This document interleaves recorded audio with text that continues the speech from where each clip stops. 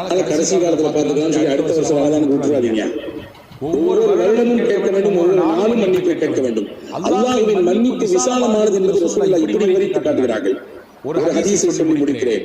அஸ்தக்ஃபிருல்லாஹ் என்று சொல்லி நாம் பாவம் மன்னித்து இருக்கிறோம். Karim's biryani paradise at liberty and catering services கோடம்பாக்கத்தின் அறுசுவை அடையாளம்.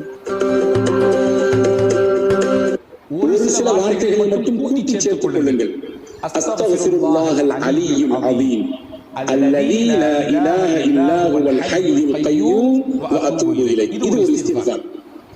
ரசூலுல்லாஹ் சொல்லிக் கொடுத்த இஸ்திக்ஃபார்.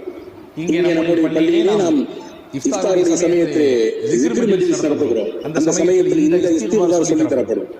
அஸ்தக்ஃபிருல்லாஹல் அலியுல் அஸீம் அல்லதீ லா இலாஹ இல்லா ஹுவல் ஹய்யுல் கய்யூம் வ அத்தூபு இலைஹ். இது 3 தடவை ஒருவர் சொல்கிறார்.